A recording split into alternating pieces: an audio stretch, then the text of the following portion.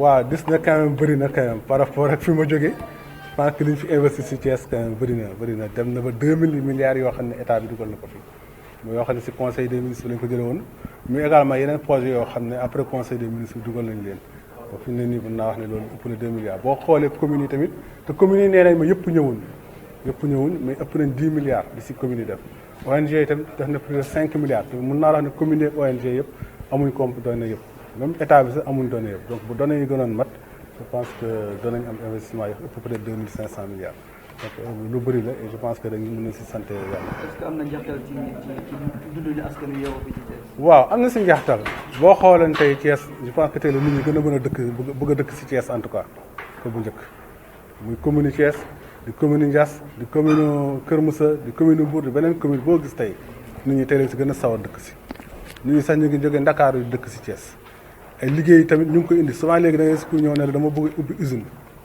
te Thiès laa ko bëgg ubbi si pourquoi parce que effectivement autoroute bi ñu def tax na léegi en 30 minutes 45 minutes nga yegg Dakar dañuy jógee fii jëm Réunion Dakar jiitu fa ñi xam ne biir Dakar lañ jógee par exemple ñoom voilà pourquoi parce que autoroute bi am na donc loolu impact la yoo xam ne peut-être fii ak 10 ans peut-être lañ ko gën a gis sax mais commencé na déjà maintenant sans compter également que projet yooyu du rek toujours autoroute du rek toujours usine boo xam ne day def courant mais parfois centre de santé lay doon parfois poste de santé lay doon parfois école lay doon wala lycée loolu yëpp loo xam ne day am impact direct ci biir population yi kon nag wax dëgg yàlla mënuñu wax ne population yi gisuñu mbir mi. projet de l'État yi ñu fi def toll ci limu juróom-ñett fukk ak benn gis nañ ne ci lim boobee fanweeri ak juróom rek la ñu exécuté yeneen ñaar fukk yi ak juróom en cours d'exécution. yeneen yoo xam ne kenn doxatoo ko pour yow lan moo waral kale boobu. bon man li ma gis mooy peut-être que 70% yi au moins sax exécuté nañ leen wala ñu ngi leen di exécuté parce que am na 43% yoo xam ne jeex na am 27% yoo xam ne ñu ngi leen exécuté am na 11% yoo xam ne peut-être dañ leen abandonné en tout cas defuñ si dara et 14% yoo xam ne nag par contre dañ si amul données yi waxuñ ne kenn defu ko mais dañ amul information yi moo tax renseigné wuñ ko donc boo xoolee donc mën nga compter au moins taux d'exécution quand même bu jege 70%. je pense que lu am maanaa la parce que depuis 2014 ba léegi tamit yàggul trop contrairement ni ko ñu mën a yaakaaree parce que le temps que ñu ne jàpp nañ projet bi en 2014 dem pour defar document de projet yi pour dem seeti bailleur bu la ko mën a financer pour ñëw commencer réaliser quand même souvent ça prend du temps.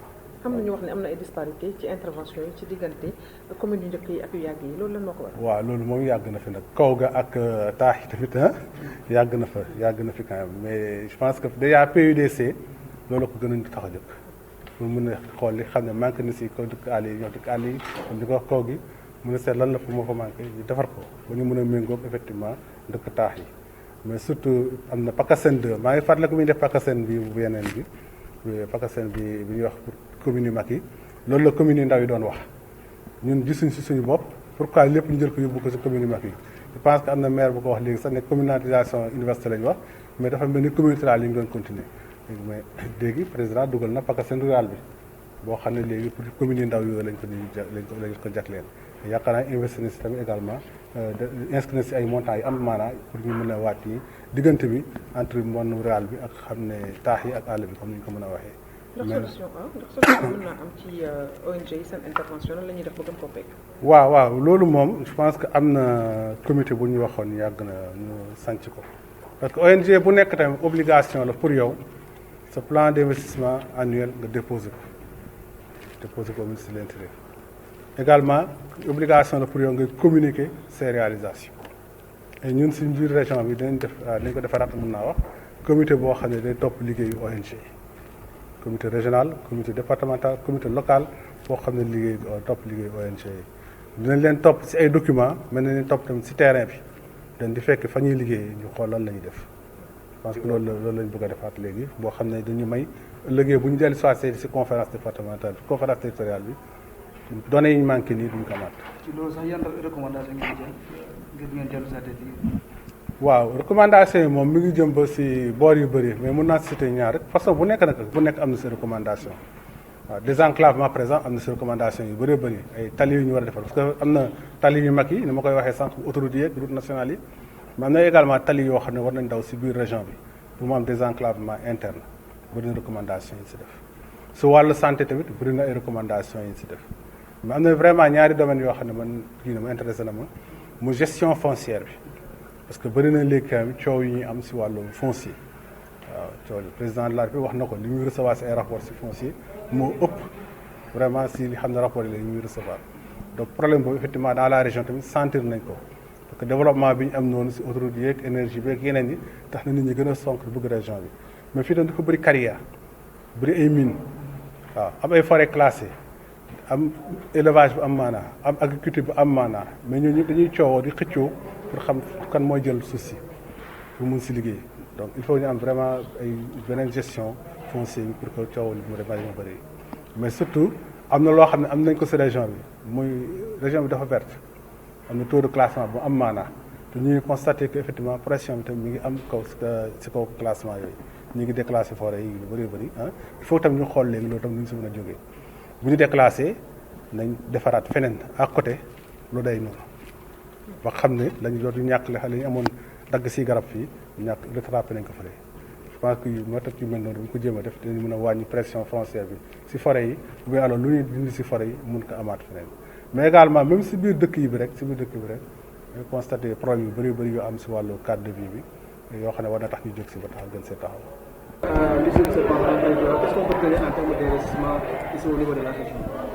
D'abord retenir quand même que en termes de volume d'investissement, quand même, retenir et sans féliciter qu'il y a un important volume d'investissement qui a été réalisé dans la région.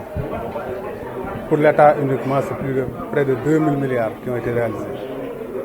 En tenant compte de ce qui a été prévu en Conseil des ministres et ce qui a été réalisé hors Conseil des ministres. Mais également, les collectivités territoriales aussi ont fait des réalisations, c'est plus de 10 milliards. Et les ONG ont fait des réalisations également pour près de 10 milliards. Donc, globalement réunis, c'est plus de 2020 milliards qui ont été réalisés dans la région. Et c'est important. Et retenir également qu'on a eu des projets d'envergure nationale. C'est des autoroutes qu'on construit, mais c'est également des centrales électriques, des centrales éoliennes, des centrales à charbon, des centrales à gaz. Et c'est beaucoup d'investissements qui ont été réalisés dans le domaine de l'énergie. En somme, Thiès est en train de devenir peut-être un fournisseur essentiel en matière de ressources pour le pays. En matière de Thiès devient un hub de transport aérien en particulier, le transport également donc routier avec la multiplication des autoroutes. Tous les grands autoroutes passent par Thiès, mais également dans le domaine de l'énergie, Thiès est en train de devenir un hub pour la région. Et également l'hydraulique arrive avec le projet KMS3 et donc je pense que pour l'avenir quand même, sera essentiel donc de compter Thiès parmi les régions.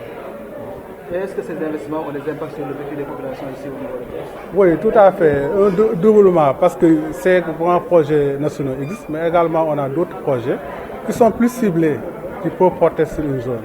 Un lycée qu'on peut construire pour une commune par exemple, ou alors un centre de santé qu'on peut construire donc pour une commune ou alors pour un département.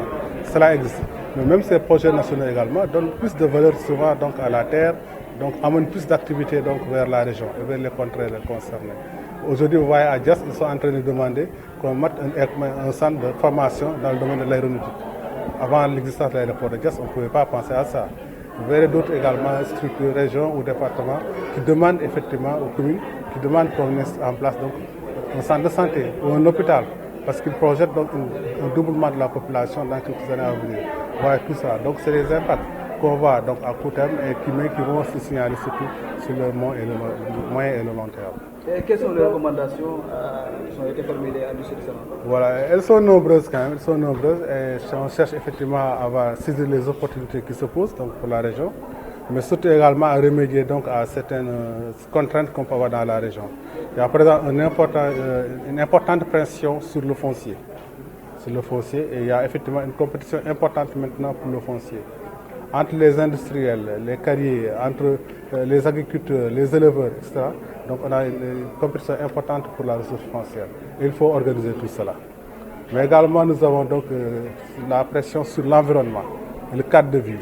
Donc c'était une région où il y avait une forte densité de terres classées, de forêts classées. ces forêts classées diminuent du fait de la pression effectivement des activités.